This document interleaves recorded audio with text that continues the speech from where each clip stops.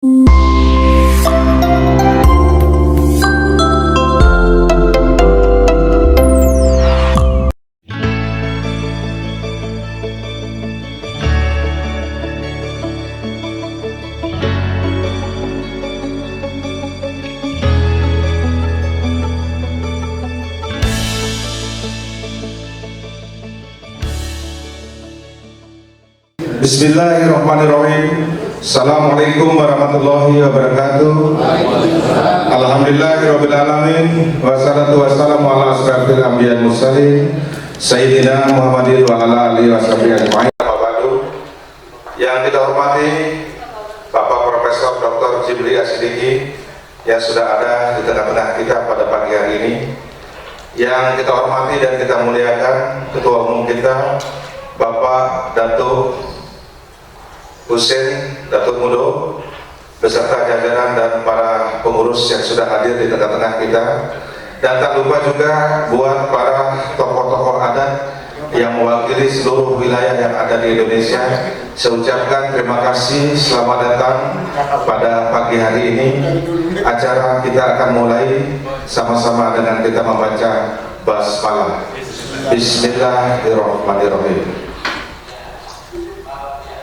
Menyanyikan lagu Indonesia Raya, saya persilakan kepada Ida Jubaida.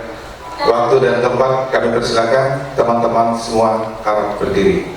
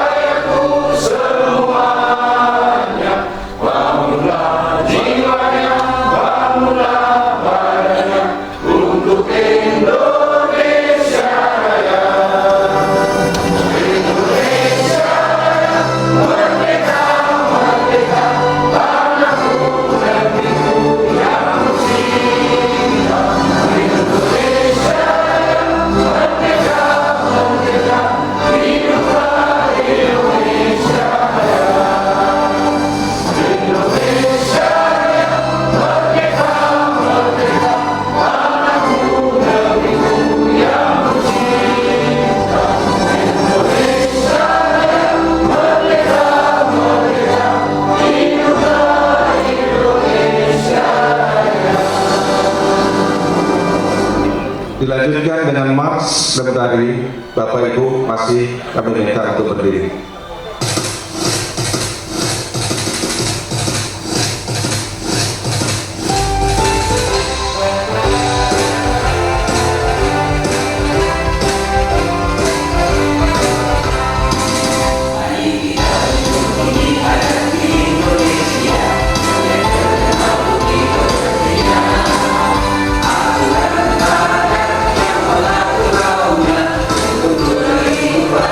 Bye.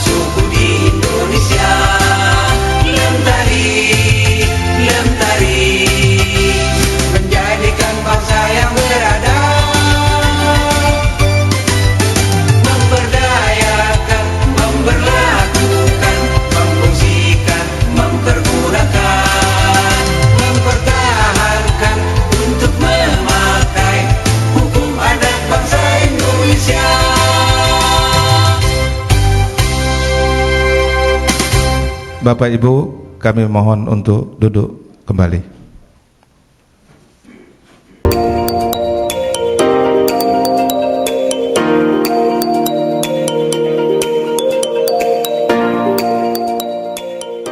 Demi berlangsungnya acara ini dengan hikmat, tentunya kita harus memanjatkan puji syukur kehadirat Allah Subhanahu wa taala.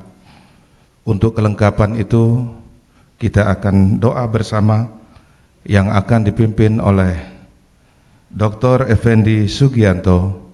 Beliau adalah DPD Kota Pangkal Pinang. Waktu dan tempat kami persilakan.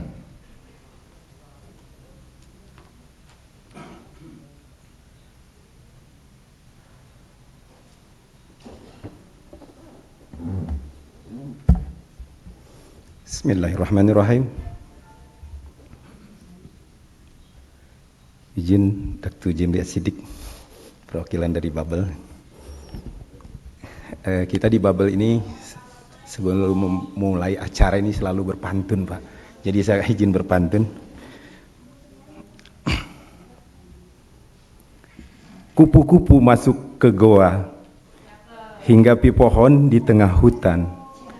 Luangkan waktu untuk berdoa, mari memohon keselamatan. Assalamualaikum warahmatullahi wabarakatuh. Alhamdulillahirabbil alamin, wassalatu wassalamu ala Rasulillah Sayyidina Muhammadin wa ala alihi wa ashabihi ajma'in. Allahumma sholli ala Sayyidina Muhammad wa ala ali Sayyidina Muhammad. Alhamdulillahirabbil alamin, hamdan syakirin hamdan na'imin, hamdan yuwafi ni'amahu wa yukafi majidah. Ya Rabbana walakal hamdu walakal syukru kama yanbaghi li dzikal karimi wa ajmi sultan. Allahumma sholli ala Sayyidina Muhammad wa ala ali Sayyidina Muhammad. Ya Allah, ya Rabb, kami panjatkan puja dan syukur kita kehadirat-Mu ya Allah, atas limpahan rahmat dan kasih sayang-Mu ya Allah. Hari ini kami diberikan kenikmatan yang sungguh luar biasa. Nikmat kesehatan, nikmat kesempatan, wabil khusus nikmat iman dan nikmat Islam. Dan alhamdulillah, mudah-mudahan ya Allah, kami memohon keberkahan-Mu dalam acara musyawarah adat nasional yang mudah-mudahan akan berlangsung hari ini. Engkau bimbing, Engkau beri petunjuk ya Allah. Ya Allah, ya Rabbul Alamin. Ampunilah segala dosa-dosa kami. Ampunilah segala dosa-dosa kedua orang tua kami. Ampunilah segala dosa pemimpin kami. Ya Allah, ya Rabb, berikanlah bimbingan-Mu selalu ya Allah, sehingga kami dalam melaksanakan amanah-Mu adalah merupakan bentuk ibadah yang nanti di yaumil akhir akan merupakan tanggung jawab kami ya Allah. Ya Allah, ya Rabb, kami panjatkan doa ini ke hadirat-Mu ya Allah. Rabbana dhallamna anfusana wa illam takfir lana wa tarhamna lanakunanna minal khasirin. Rabbana hab lana min azwajina wa dzurriyyatina qurrata a'yun waj'alna lil muttaqina imama. Rabbana atina fid dunya hasanah wa fil akhirati hasanah wa qina azabannar. Walhamdulillahi rabbil alamin. Tombak tertancap di kayu jati, mekar kuncup si bunga melati. Doa terucap setulus hati agar hidup lebih berarti. Terima kasih. Assalamualaikum warahmatullahi wabarakatuh.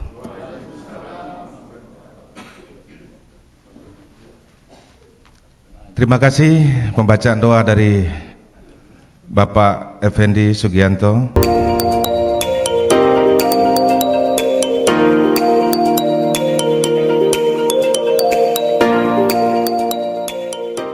Sambutan dari Ketua Umum Bapak Datuk Hussein,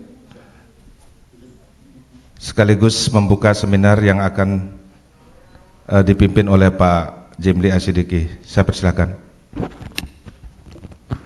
Bismillahirrahmanirrahim. Assalamualaikum warahmatullahi wabarakatuh. Salam sejahtera buat kita semua.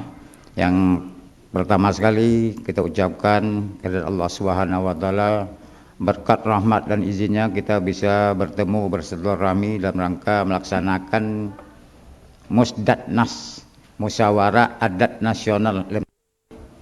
Selanjutnya selawat beriring salam kita kirimkan kepada junjungan kita, Allahumma shalli ala sayyidina Muhammad wa ala sayyidina Muhammad. Yang sama-sama kita muliakan, yang kita hormati orang tua kita Profesor Jimli Asidiki, dan beliau ini juga dari 5 tahun yang lalu saya minta sebagai Ketua Dewan Penasehat Lemtari. Terima kasih Prof atas kesediaan waktunya, tersita waktu Prof untuk menghadiri. Coba bayangkan gitu. Terima kasih Prof, kami ucapkan lagi. Yang sama-sama kita hormati kawan-kawan pengurus DPP, ketua, wakil ketua, sekretaris dan wakil sekretaris yang ada, para sultan-sultan dan raja, dan para ketua-ketua DPW Lemtari, ketua-ketua DPD beserta anggota. Mungkin mohon maaf, beribu kali maaf tidak bisa saya sebutkan satu persatu. Lagi pula kalau saya sebutkan satu persatu bisa sampai sore nanti kan. Demi untuk menghematkan waktu, saya ucapkan terima kasih atas kesungguhan Bapak, Ibu, Saudara, Datuk-Datuk yang telah meluangkan waktu, bahkan mengeluarkan dana lagi Prof untuk datang terbang dari timur sampai ke Jakarta ini. Terima kasih kawan-kawan. Saking semangatnya kawan-kawan kita di daerah itu ingin mengembalikan jati diri Indonesia itu orang beradat. Terima kasih saudara-saudara, sahabat-sahabatku semua. Dalam kesempatan ini izinkan sedikit dulu saya menyampaikan, melaporkan kepada Ketua Dewan Penasehat DPP Lemtari Prof Jimli, bahwasanya Lemtari kita ini didirikan pada tanggal 6 Januari 2015 di Jakarta, dan sampai saat ini Prof alhamdulillah telah terbentuk sebanyak 30 provinsi di Indonesia dan 183 kabupaten kota yang telah kita SK-kan. Tepuk tangan dong. Cuman permasalahannya Prof belum banyak yang bisa dilantik, terutama sekali kita organisasi baru. Yang kedua, memperkenalkan diri kepada pemerintah daerah dulu. Di pusat saja kita belum beberapa yang kenal apa itu Lemtari, karena kita masih organisasi adat yang baru tumbuh. Kalau menurut pantauan kami di tingkat nasional ini adalah lembaga tinggi masyarakat adat ini yang pertama sekali yang mendaftar di PBB adalah Lemtari. Alhamdulillah. Maka oleh sebab itu dukungan Prof selama ini sangat bermanfaat bagi kami. Begitu dia dukung, Datuk maju terus dengan Lemtari ini. Adat inilah yang perlu kita utamakan di negaranya. Bangkit semangat saya lagi, ada yang kuat di belakang saya gitu. Saya gas terus. Alhamdulillah support kawan-kawan di seluruh Indonesia. Adat ini yang kita perlu perjuangkan. Memang kita sadar sesadar-sadarnya daerah kita rata-rata sudah punya lembaga-lembaga adat yang lain. Ada lembaga adat, cuma sayang, beribu kali sayang, setiap lembaga adat yang ada itu khusus di Sumatera 95% mereka menggerakkan budaya Prof, bukan adat. Maka oleh sebab itu dalam kesempatan ini saya bermohon dari kemarin lagi, tolong Prof sampaikan kepada khusus pengurus Lemtari itu apa itu adat dan apa itu budaya. Kita bedakan, jangan kita samakan. 72 tahun lamanya Indonesia ini, mereka selama 77 tahun juga lah kita menyampingkan adat. Kita besarkan budaya. Kita tengok dan kita lihatlah sekarang, kalau budaya yang kita besarkan, dalam bahasa saya hakul yakin budaya itu bisa menghancurkan moral anak, istri dan cucu kita di masa yang akan datang. Tapi kalau adatnya kita berlakukan, adatnya kita fungsikan, adatnya kita pergunakan di daerah kita masing-masing, saya hakul yakin tata krama sopan santun anak-anak bisa kita pelihara dengan baik. Mungkin sekedar itu Prof, mohon kami nanti dikasih arahan, dikasih kami ilmu. Lebih dan kurang mohon maaf. Wabillahi taufik wal hidayah. Wassalamualaikum warahmatullahi wabarakatuh.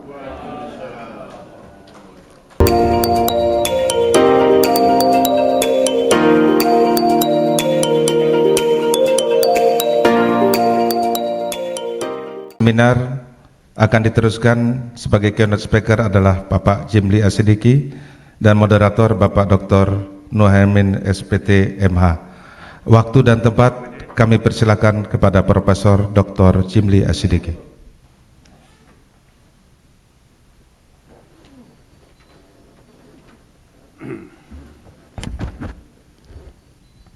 Assalamualaikum warahmatullahi wabarakatuh. Salam. Om Swastiastu. Namo Buddhaya. Salam kebajikan. Salam damai untuk kita semua. Selamat pagi dan salam sejahtera. Merdeka. Saudara-saudara, saya senang bisa membantu sehingga bisa meyakinkan pimpinan DPR, karena saya sebagai salah satu anggota, apalagi diminta menjadi ketua forum aspirasi, maka MPR membuka diri ya untuk menyediakan fasilitas tempat untuk pertemuan kita pada hari ini. Dan mudah-mudahan nanti pada saatnya Pak Ketua MPR akan memberi sambutan, dan itu yang harus kita beri perhatian. Lembaga negara resmi ya memberi sambutan pada saatnya nanti. Harapan kita semua pejabat punya perhatian yang sama mengenai pentingnya adat istiadat dan hukum adat bangsa kita. Alhamdulillah kita tadi sudah mulai dengan Indonesia Raya. Semangat kebangsaan kita. Mulai dari situ, dan kemudian semangat kebangsaan itu harus ya mengakui dan menghormati keanekaragaman. Karena itu di dalam Undang-Undang Dasar kita pasal 18B ayat 2 Undang-Undang Dasar, ini hasil perubahan kedua tahun 2000. Negara mengakui dan menghormati, gitu kan, kesatuan masyarakat hukum adat beserta hak-hak tradisionalnya sepanjang masih hidup sesuai dengan perkembangan zaman, prinsip NKRI sesuai dengan prinsip NKRI juga, dan yang keempat diatur dengan undang-undang. Maka sesudah Undang-Undang Dasar ini diubah, ada undang-undang tentang Pemda, memberi perintah kepada daerah-daerah untuk mengatur mengenai kesatuan masyarakat hukum adat ini. Ini perlu dicek apakah sudah ada perda-perda semacam itu di setiap kabupaten kota seluruh Indonesia. Ya, ini penting untuk membuktikan pengakuan negara dan ya tindakan konkret negara untuk menghormati sekaligus juga mengembangkan tradisi adat istiadat bangsa kita yang sangat beraneka ragam. Jadi kita ini saudara-saudara, sebelum datang agama ke Indonesia ini ya, pertama pengaruh India, datang Hindu dan Buddha. Kemudian bangsa Cina datang ke sini ya. Lihat di Minahasa itu banyak keturunan bangsa Han di sana itu. Pengaruh bangsa Cina. Ketiga, pengaruh bangsa Arab, Islam. Keempat, pengaruh bangsa Barat, datang Kristen dan Katolik. Maka sebelum kita bergaul dengan empat peradaban besar ini, kita ini sudah punya adat istiadat, saudara-saudara. Tidak ada bangsa di dunia, kalau dari segi jumlah pulau, Finlandia, Swedia, kita ini nomor 4 terbanyak jumlah pulaunya. Jumlah pulaunya. Tapi pulau-pulau mereka itu nggak ada penduduknya, cuma batu-batu. Indonesia ini jumlah pulaunya 17.000. Sebagian terbesar diantaranya punya penduduk. Karena itu sejak masa dahulu kala, sesudah terjadinya pecah menjadi 17.000, yang semula ini satu benua. Nah maka menurut buku Oppenheimer maupun buku Arisius Santos, ya, dulu ini satu benua. Cuma di atasnya banyak gunung berapi, di bawahnya banyak patahan, lubang-lubang banyak. Begitu meledak di atas, tenggelam, maka jadilah 17.000 pulau. Akibatnya kita ini hidup ya dengan grup-grup pulau-pulau itu. Seperti sekarang ini grup-grup WA yang masing-masing punya kesimpulan sendiri mengenai fakta-fakta yang terjadi, bahkan membuat bahasa sendiri-sendiri. Maka jumlah bahasa daerah kita, saudara-saudara, 726 bahasa daerah, dan banyak yang sudah terancam punah. Itu sebabnya sekali lagi pada tahun 2000, pada tahun 2001 kita membuat pasal 32 Undang-Undang Dasar yang memastikan di sana negara mengakui, mengembangkan ya bahasa daerah sebagai kekayaan budaya nasional. Karena sudah mulai banyak bahasa yang punah. Nah, sekarang tiba giliran kita membangkitkan perhatian mengenai pentingnya adat. Tentu yang harus kita perhatikan ini kebudayaan. Cuma kebudayaan terlalu luas, kita bagi tugas. Ada yang ngurusin musik, tata suara, tata busana, tata bahasa, itu kebudayaan semua. Nah, ada yang khusus mengurusi adat dan hukum adat. Nah, itulah kita membentuk Lemtari ini. Jadi bagi tugas. Kalau musik nggak usah kita urus, tapi itu budaya juga, ya kan? Tata busana, musik, tari, apa itu lagi, lukisan, itu kan kebudayaan semua. Teknologi kebudayaan juga. Nah, kita ini ngurus yang spesifik, yang kurang banyak orang memberi perhatian. Kenapa masalah tradisi budaya, khususnya hukum adat dan adat istiadat ini penting? Saudara-saudara, kita ini masuk ke era baru, globalisasi. Maka semua sistem nilai itu mengalami universalisasi, juga ikut mengalami globalisasi. Apalagi dengan teknologi komunikasi yang sangat terbuka sekarang, pengaruh dari luar itu, ya Allah, deras sekali masuk ke dalam kehidupan kebangsaan kita. Gitu loh. Maka cara kita melawan, ya bukan melawan dalam arti negatif, ini kita tidak bermusuhan. Pengaruh asing itu kita terima secara terbuka, sebagaimana pengalaman sejarah bangsa kita sejak zaman dulu. Terbuka menerima pengaruh bangsa Cina, terbuka menerima pengaruh bangsa India, terbuka menerima pengaruh bangsa Arab, dan terakhir walaupun agak setengah dipaksa melalui penjajahan, terbuka juga menerima pengaruh dari Barat, gitu loh, dari Portugis. Ya, kita berkenalan dengan agama Katolik. Dari Belanda kita berkenalan dengan agama Protestan, dan bangsa-bangsa peradaban Barat pada umumnya sampai sekarang dominan pengaruhnya. Ya, kita terbuka saja.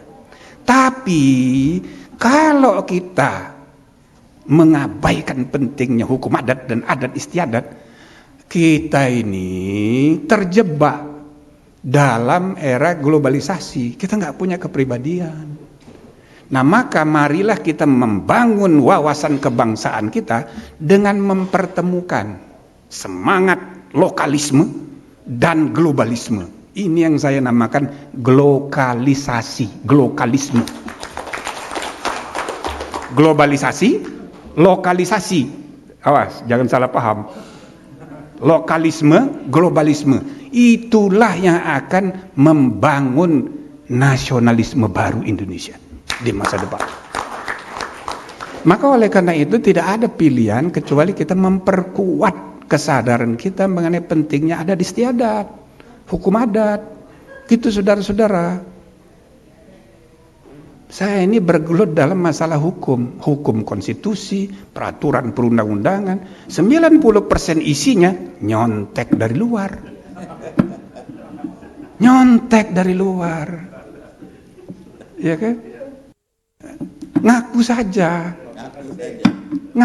nggak usah sok-sok apa gitu. Ini berasal dari nenek moyang, enggak.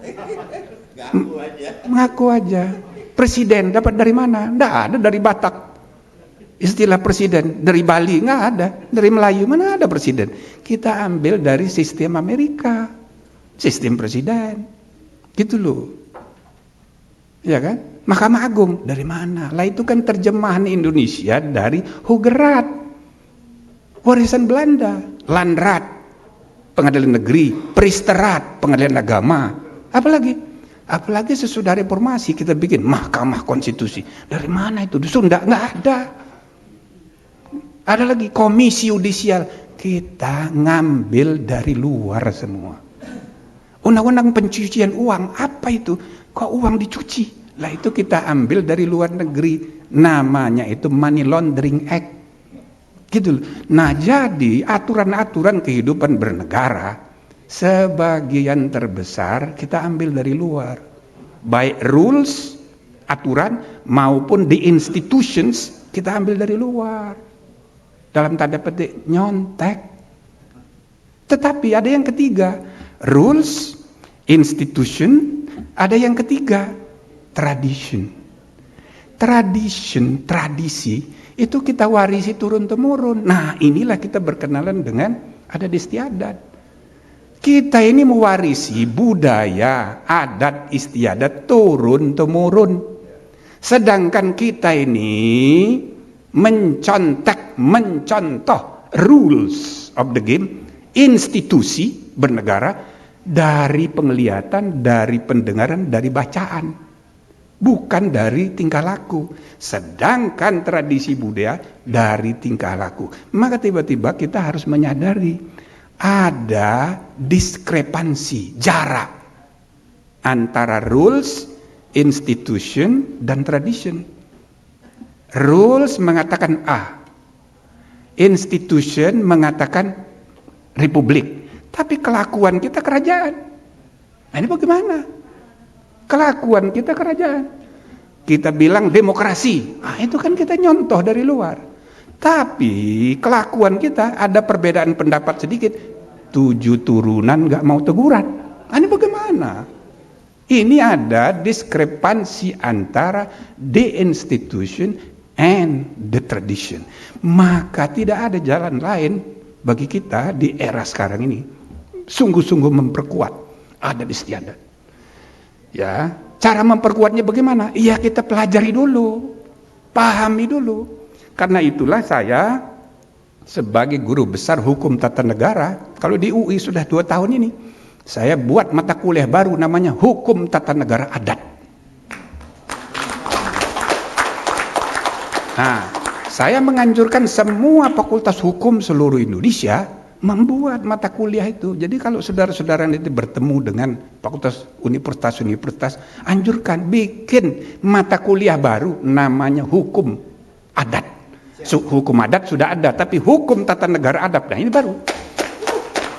Nah, jadi kita promosikan, karena makin globalizing kehidupan kita, makin kita membutuhkan penguatan tradisi lokal, kearifan lokal. Ini soal serius. Kalau ini diabaikan, kita jadi pragmatis, larut dalam pengaruh luar semua. Akibatnya kita tidak punya kepribadian. Soal tata busana, tata suara, tata bahasa, kita harus punya kepribadian. Saudara, kita ini bangsa keempat terbesar di dunia. Kalaupun nanti disalib oleh Nigeria, pertengahan abad 20, kita nomor 5. Bangsa terbesar sesudah China, India, Amerika Serikat, Indonesia. Maka sudah sepantasnya 3 bangsa Asia terbesar ini, tambah bangsa barat namanya Amerika Serikat, itu tampil setara di masa depan. Ya, jangan kayak sekarang ini generasi muda. Dan bahkan yang tua-tua pun sudah ngikut-ngikut, sok pakai bahasa Inggris terus tiap hari. Cis, which is. Apa itu which is? Ya kan? Iya. Zaman now, kenapa kok masa kini kan bisa? Kenapa nggak masa kini kok zaman now? Ah gitu loh. Jadi yang tua-tua ngikut-ngikut juga. Kenapa? Karena kita larut dalam gelombang globalisasi. Dengan medsos semua menjadi dekat. Ya, saya pusing juga lihat cucu-cucu saya ini. Nggak ada yang ngajari, tapi dia bahasa Inggris. Belajar sendiri dari medsos itu. Nah, jadi oleh karena itu kita ini punya tanggung jawab besar sekali. Politik, moral. Ya, tanggung jawab moral, tanggung jawab intelektual, tanggung jawab politik untuk mempromosikan kembali tradisi adat istiadat dan hukum adat ya bangsa kita yang beraneka ragam. Jadi harapan saya para pengurus yang berasal dari Melayu harus sadar juga, yang Papua ini beda, Bali beda. Begitu. Jadi kita harus menyadari kita beraneka ragam.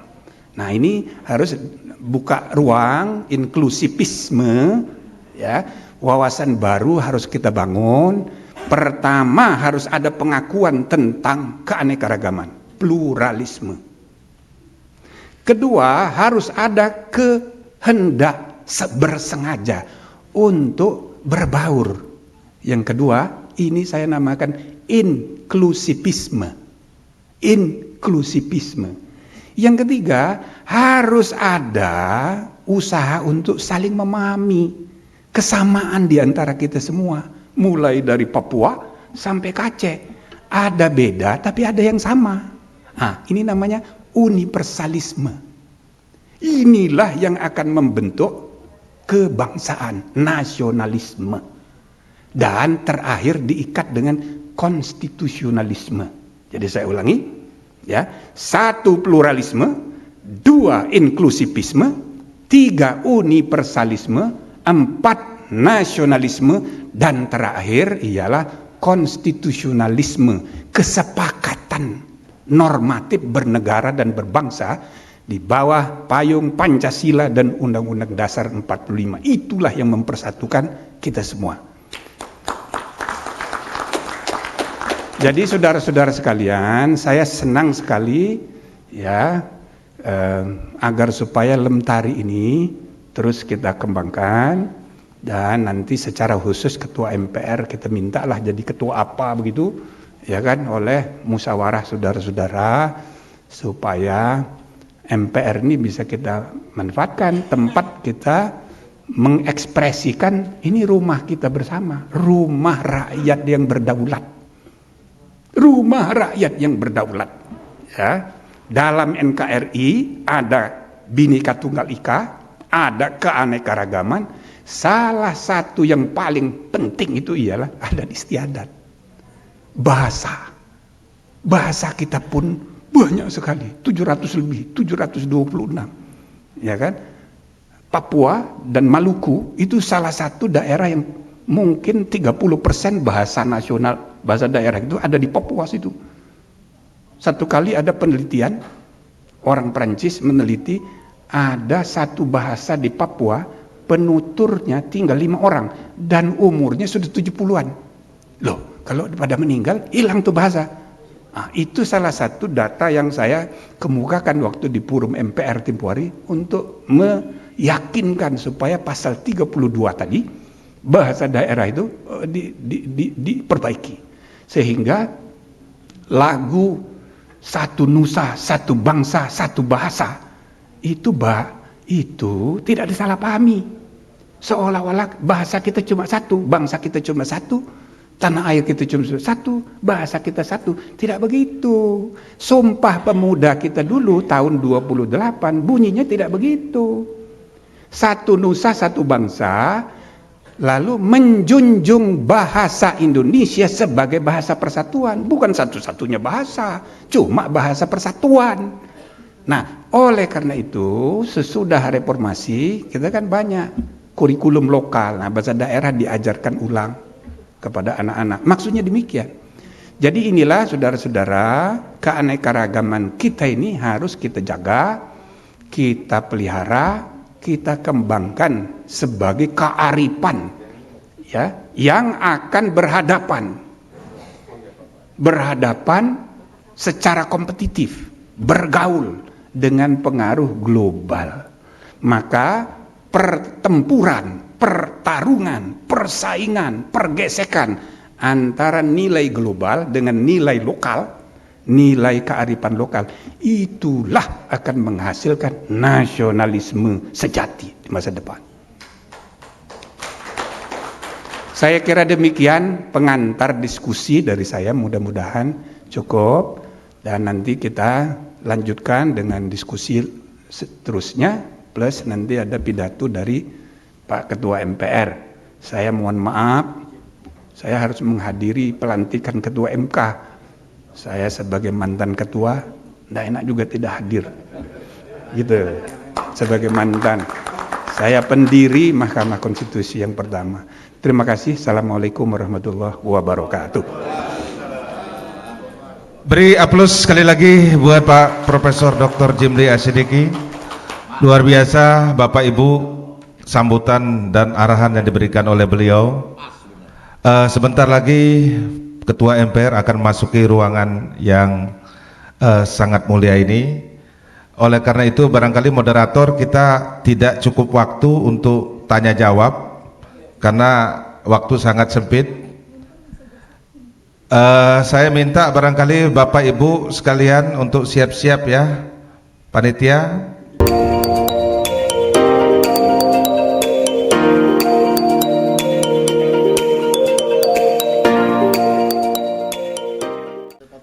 Ketua MPR RI Republik Indonesia sudah masuk ke ruangan. Saya minta dan mohon kepada Bapak Ibu sekalian untuk berdiri. Jadi pembina.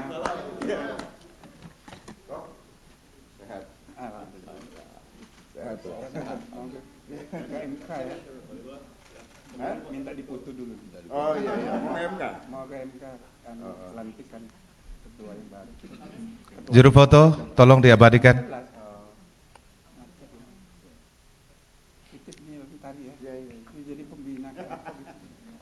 Alhamdulillah, kasih bro. Penting nih. Ayo. Lem tari L. Oh, lem tari. Sip.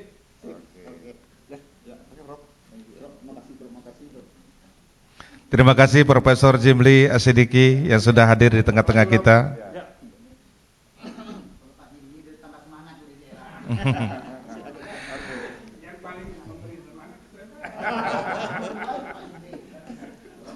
Ketua panitia. Belum. Yang kita hormati Bapak Ketua MPR Republik Indonesia, Bapak Dr. Haji Bambang Susatyo, SEMBA, yang sudah ada di tengah-tengah kita. Acara kita lanjutkan. Kita persilakan Bapak Ketua Umum memberi sambutan, sekaligus melaporkan acara pada pagi hari ini. Waktu dan tempat kami persilakan. Bismillahirrahmanirrahim. Assalamualaikum warahmatullahi wabarakatuh. Salam sejahtera, selamat siang buat kita semua. Pertama-tama mari kita ucapkan syukur kepada Allah Subhanahu wa taala. Berkat rahmat dan izinnya kita bisa bertemu dengan orang nomor 2 di Indonesia ini, Ketua MPR RI. Berkat rahmat Tuhan Yang Maha Kuasa. Selawat dan salam kita kirimkan kepada junjungan kita Nabi besar Muhammad sallallahu alaihi wasallam. Allahumma shalli ala sayyidina Muhammad wa ala ali sayyidina Muhammad. Pertama sekali dan selanjutnya kami atas nama Lemtari dan segenap keluarga besar Lemtari mengucapkan selamat datang kepada Yang Mulia Ketua MPR RI Bapak Bambang Susatyo. Terima kasih Pak atas kedatangan Bapak, atas kesediaan Bapak meluangkan waktu untuk menghadiri pembukaan Musnad Nas Lemtari ini. Tersita waktu Bapak oleh kami, mohon maaf Pak. Yang kemudian dapat saya sampaikan di sini Pak, saya laporkan sedikit. Lemtari ini kita dirikan pada tanggal 6 Januari 2015 hasil rapat dan musyawarah kami di Hotel Ibis Senen Jakarta, dan sampai saat ini alhamdulillah sudah berumur lebih kurang 8 tahun Pak. Dan salah seorang ketua pembinanya kami minta adalah Ketua Dewan Penasehat Profesor Jimli Asyidiki, dan pembinanya adalah Bapak Nono Sempono, dan saya dipilih oleh kawan-kawan sebagai Ketua DPP Lemtari. Lemtari sampai saat ini Pak Ketua sudah berdiri sebanyak 30 provinsi di Indonesia, 183 kabupaten kota yang ada. Pada saat ini kami mengundang cuman karena keterbatasan ruangan, yang pertama Yang kedua, karena keterbatasan dana juga kami tidak ada untuk membiayai mereka datang ke sini, termasuk penginapan mereka. Yang datang kami kan menghadirin cuma sekitar 120 orang cuman yang ada di ruangan ini, terdiri dari mereka ada dari NTT, Nusa Tenggara Timur, Nusa Tenggara Barat, Papua, Maluku Utara, Sumatera Utara, Kalimantan Barat, Kalimantan Timur, semua ada utusannya di sini.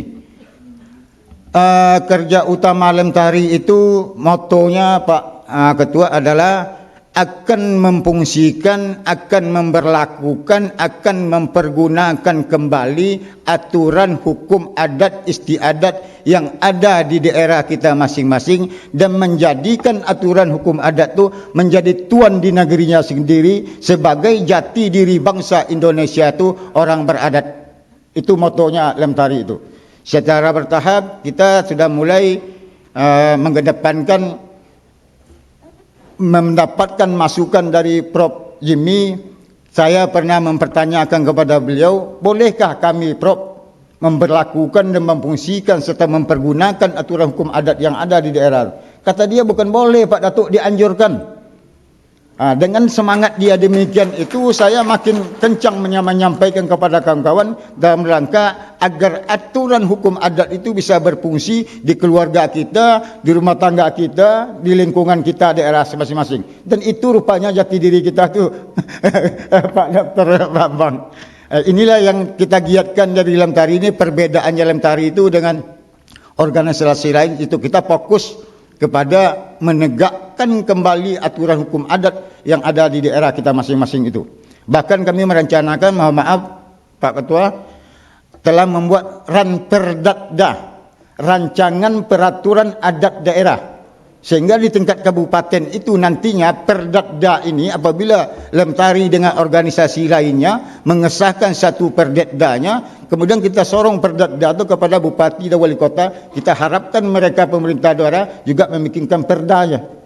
Maka oleh sebab itu nanti seiringlah dia perda itu dengan perdakdanya. Itulah yang disebut tali berpilin tiga, tungku tiga sejarangan itu. Adat itu di dunia ini, di Indonesia itu cuma tiga aturan itu. Yang pertama sekali mengatur tata cara kehidupan kita adalah adat. Bagaimana cara kita ngomong, bagaimana cara berpidato, bagaimana sopan santun, bagaimana duduk, bagaimana makan, diatur semuanya oleh adat. Makanya saya menyampaikan, banyak yang telepon, nggak salah. Saya bilang adat itu aturan, adat itu hukum. Dengan adat kita bisa membuat peraturan adat di negeri kita. Dengan adat kita pasti bisa melarang orang yang salah di negeri kita. Dengan adat kita pasti bisa mendenda orang yang salah negeri kita. Dengan adat kita bisa membuatkan anak dan cucu kita, keturunan kita menjadi berakhlak dan bermoral. Dengan adat kita bisa menjaga lingkungan dan keamanan kita. Dengan adat kita bisa menguatkan keyakinan kita kepada jati diri kita. Budaya itu, mohon maaf kali beribu kali maaf, saya banyak ditelepon orang Pak Ketua, karena orang kita kebanyakan berpatokan kepada buku yang diterbitkan oleh orang Belanda. Glenn Hoppen menerbitkan buku pada tahun 1890. Di dalam buku itu dia sebutkan apa itu adat. Dalam buku itu dia sebut adat itu adalah budaya. Apa itu adat, Prof? Adat itu adalah budaya. Wajar orang Belanda tidak mengakui dan tidak menguatkan adat itu. Karena dia tahu Belanda itu, kalau adatnya kita kuatkan, adatnya kita fungsikan, adatnya kita berlakukan, mereka tidak bisa semena-mena di Indonesia ini. Tapi kalau budayanya kita besarkan, budayanya kita sebarluaskan terus, nggak ada pengaruhnya bagi mereka. Maka saya sebut caranya di Lemtari ini, semakin besar budaya kita kembangkan di negeri tercinta ini, semakin besar peluang budaya luar masuk ke negeri ini. Apabila budaya luar masuk ke dalam negeri kita, tidak bisa kita antisipasi dengan budaya kita. Tapi kalau adatnya kita berlakukan, adatnya kita pergunakan, adatnya kita pertahankan di negeri kita masing-masing, hakul yakin saya bisa mengantisipasi budaya-budaya luar itu masuk. Tapi kalau adatnya terus kita kembangkan, saya agak khawatir anak dan cucu kita 5 tahun, 20 tahun yang akan datang hampir sama perangainya dan tingkah lakunya kayak sapi lagi nanti. Nggak ada yang ngatur. Undang-undang tuh belum bisa aja mengatur cara kehidupan kita tuh belum sampai jangkauan pemerintah itu ke situ. Perda belum bisa menyampai. Satu-satunya yang jadi menggelisahkan masyarakat di daerah gini Pak Ketua adalah tentang LGBT.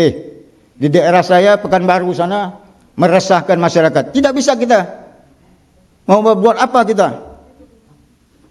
Tetapi dengan kita berlakukan aturan hukum adatnya, kita terbitkan peraturan adat daerahnya, saya hakul yakin dengan sendiri itu bisa kita antisipasi. Mungkin itu yang dapat saya sampaikan sekelas pandang kepada Pak Ketua. Terima kasih. Wabillahi taufiq wal hidayah. Wassalamualaikum warahmatullahi wabarakatuh.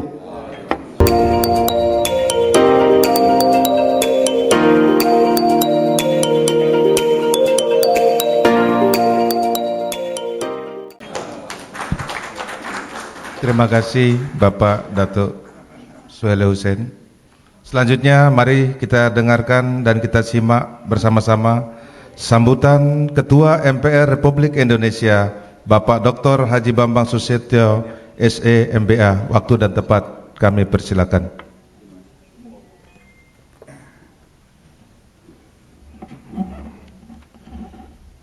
Wow, keren. Baju daerahnya keren-keren. Bismillahirrahmanirrahim. Assalamualaikum warahmatullahi wabarakatuh. Selamat pagi, salam sejahtera untuk kita semua. Shalom, Om Swastiastu, Namo Buddhaya, salam kebajikan. Yang saya hormati dan kita muliakan Saudara Ketua Umum DPP Lemtari, Lembaga Tinggi Masyarakat Adat Republik Indonesia, Suhaili Husain Datuk Mudo SH. Tepuk tangan. Yang tadi sudah memberikan pandangan, maksud dan tujuan yang tentu saja menggugah kita semua pada pagi hari ini. Kemudian Saudara Sekretaris Jenderal DPP Lemtari, Profesor Insinyur Denny Sengke, MSI, PhD. Ketua Panitia Musyawarah Adat Nasional Lemtari, Dr. Lukas Kustario Siahaan, SH, MH. Segenap keluarga besar Lemtari yang saya banggakan, serta para tamu hadirin sekalian yang berbahagia. Pertama-tama tentu kita panjatkan puji syukur kehadirat Allah Subhanahu wa taala bahwa pada pagi hari ini kita masih diberikan rahmat dan kesehatan sehingga dapat hadir acara pembukaan Musyawarah Adat Nasional Lembaga Tinggi Masyarakat Adat Republik Indonesia atau Musdatnas Lemtari. Saudara-saudara, sebagaimana kita ketahui bersama, konstitusi kita secara tegas mengakui eksistensi kesatuan masyarakat hukum adat sebagaimana diamanatkan dalam pasal 18B ayat 2 bahwa negara mengakui dan menghormati kesatuan masyarakat hukum adat serta hak-hak tradisionalnya sepanjang masih hidup dan sesuai dengan perkembangan masyarakat dan prinsip negara kesatuan Republik Indonesia yang diatur dalam undang-undang. Jadi apa yang disampaikan oleh Saudara Ketua Umum tadi, ini diakui oleh negara dan ada dalam konstitusi kita. Di satu sisi, rumusan pasal ini memberikan landasan konstitusional yang fundamental bagi keberadaan masyarakat hukum adat beserta hak-hak tradisionalnya. Namun dalam perjalanannya, Mahkamah Konstitusi telah beberapa kali membuat keputusan yang pada prinsipnya justru memperkuat dan mempertegas kedudukan dan hak-hak konstitusional masyarakat hukum adat. Jadi tidak perlu khawatir dan percaya dirilah. Kemudian pada tahun 2012 misalnya, MK memutuskan bahwa hutan adat bukanlah hutan negara. Sehingga wewenang negara terhadap hutan adat tidaklah mutlak dan dibatasi oleh wewenang yang tercakup dalam hukum adat. Dengan demikian, peraturan perundang-undangan, misalnya Undang-Undang Kehutanan, yang memasukkan hutan adat sebagai hutan negara dapat dikategorikan sebagai pengabaian terhadap hak-hak konstitusional terhadap masyarakat adat. Jika kita runut ke belakang, pengakuan dan penghormatan terhadap hukum adat ini bahkan sudah diatur sejak zaman Hindia Belanda, yaitu pada pasal 131 Konstitusi Hindia Belanda atau Indisch Staatregeling yang mengatakan bahwa golongan bumi putra atau pribumi berlaku hukum adatnya sendiri. Jadi Belanda justru mengakui hukum adat yang tumbuh, hidup, dan berkembang di tanah air kita. Demikian juga dalam perspektif global. Pengakuan dan penghormatan ini juga selaras dengan deklarasi PBB tentang hak-hak masyarakat adat yang bertujuan untuk mempertahankan, memperkuat, dan mendorong pertumbuhan adat, budaya, institusi, dan tradisi, serta penghapusan diskriminasi terhadap masyarakat adat. Di sisi lain, rumusan pasal 18B ayat 2 tersebut juga memberikan ketegasan bahwa pengakuan dan penghormatan terhadap masyarakat hukum adat serta hak-hak tradisionalnya juga tidak dimaksudkan untuk mengingkari bentuk negara kesatuan yang telah menjadi konsensus nasional. Pengakuan dan penghormatan yang dijamin oleh konstitusi tidak memberikan alasan bagi tumbuhnya gerakan untuk merongrong keberadaan NKRI atau Negara Kesatuan Republik Indonesia. Dalam konsepsi ini, beragam adat dan budaya yang tumbuh dan berkembang dalam heterogenitas bangsa bukan untuk saling diperbandingkan, apalagi dipertentangkan. Keberagaman adat istiadat dan kemajemukan budaya harus kita maknai sebagai potensi sumber daya yang memperkaya kasanah kebangsaan kita yang saling melengkapi satu sama lainnya. Lebih lanjut dalam pasal 28I ayat 3 Undang-Undang Dasar Negara Republik Indonesia tahun 1945 juga menyatakan bahwa identitas budaya dan hak masyarakat tradisional dihormati, selaras dengan perkembangan zaman dan peradaban. Rumusan tersebut mengisyaratkan atau menjelaskan pada kita semua bahwa identitas budaya adalah ciri khas dan jati diri bangsa yang harus kita jaga dan kita hormati.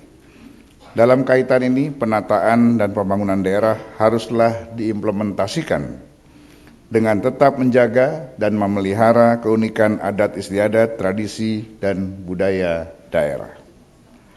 Modernitas dan dinamika zaman tidak boleh menyampingkan atau mereduksi penghormatan terhadap identitas budaya dan hak masyarakat adat.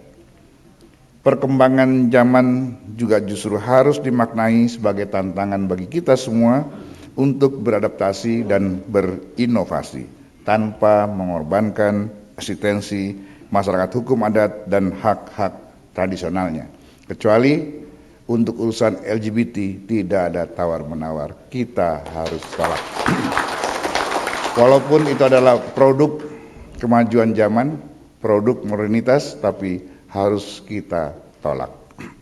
Saudara-saudara sekalian yang saya hormati, jika konstitusi telah memberikan pengakuan dan landasan fundamental terhadap eksistensi kesatuan masyarakat hukum adat beserta hak-hak tradisionalnya, lalu sejauh apa amanat konstitusi tersebut telah kita implementasikan dalam praktik kehidupan berbangsa dan bernegara? Ini pertanyaan yang harus kita dapat jawab. Yang juga mungkin perlu dikaji lebih mendalam adalah bagaimana ketentuan konstitusi tersebut selanjutnya diterjemahkan pada berbagai aturan turunannya. Ya, jadi ketika ada undang-undang dasar, maka turunannya undang-undang maupun peraturan pemerintah maupun peraturan presiden harus dapat menjelaskan atau melaksanakan implementasi daripada bunyi undang-undang dasar kita tersebut yang terkait dengan hukum adat. Saudara-saudara sekalian, ketika pengaturan mengenai masyarakat hukum adat ditransformasikan dalam bentuk peraturan daerah atau perda, di level apakah idealnya perda tersebut diterbitkan? Ini juga pertanyaan. Tentunya masih banyak lagi pertanyaan-pertanyaan yang dapat dikemukakan. Dan untuk menjawab berbagai pertanyaan tersebut tentunya dibutuhkan kecermatan dalam pemahaman dan kebijaksanaan dalam perumusannya. Kita berharap semua para penyelenggara negara di semua tingkatan dapat memahami bunyi undang-undang yang tadi saya sampaikan dan bagaimana mengimplementasikan dalam bentuk-bentuk turunan peraturan-peraturan di bawahnya. Oleh karena itu saya berharap penyelenggaraan Musdatnas Lentari pada hari ini dapat menjadi media untuk mengkaji lebih dalam dan lebih mendekatkan tataran idealisme norma hukum dalam konstitusi dengan tataran implementasinya dalam kehidupan berbangsa dan bernegara. Alhamdulillah bahwa bersamaan dengan penyelenggaraan Musdatnas pada hari ini juga hadir para narasumber. Tadi sudah kita dengar apa disampaikan pandangan-pandangan yang menyegarkan dari Profesor Jimli Asidiki, dan saya yakin dan percaya itu dapat menambah wawasan kita untuk menjadikan pertemuan hari ini melahirkan rumusan-rumusan yang dapat kita laksanakan di masa yang akan datang. Dan saya yakin kita akan mendapat pencerahan pada hari ini sehingga ke depan kita semua dapat memahami berbagai aspek dan dimensi mengenai masyarakat hukum adat dan hak-hak tradisionalnya. Demikianlah beberapa hal yang dapat saya sampaikan sebagai pengantar. Mudah-mudahan acara ini berlangsung dengan baik dan menghasilkan keputusan-keputusan yang juga baik bagi masa depan hukum adat kita dan hak-hak tradisionalnya. Sekian, terima kasih. Wabillahi taufiq wal hidayah. Wassalamualaikum warahmatullahi wabarakatuh. Dan dengan mengucapkan bismillahirrahmanirrahim, Musyawarah Adat Nasional Lentari dengan ini resmi saya nyatakan dibuka. Yang terhormat Bapak Dr. Bambang Susatyo, kami mohon untuk tetap berdiri di depan. Akan disematkan baju kebesaran dari Lentari yang akan disematkan oleh Ketua Umum.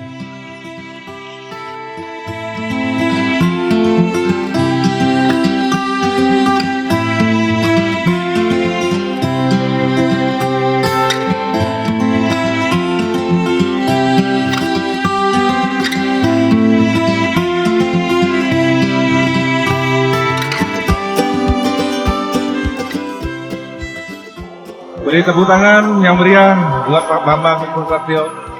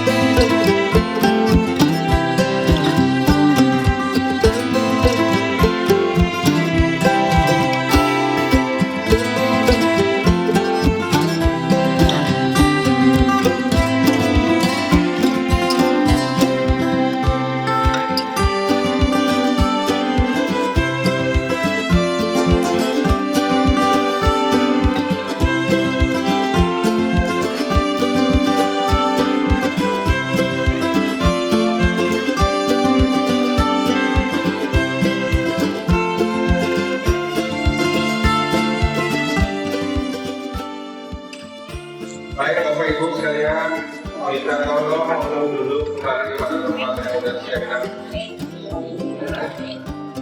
Sesuai dengan posisinya masing-masing menata acara musyawarah adat kita akan kita mulai.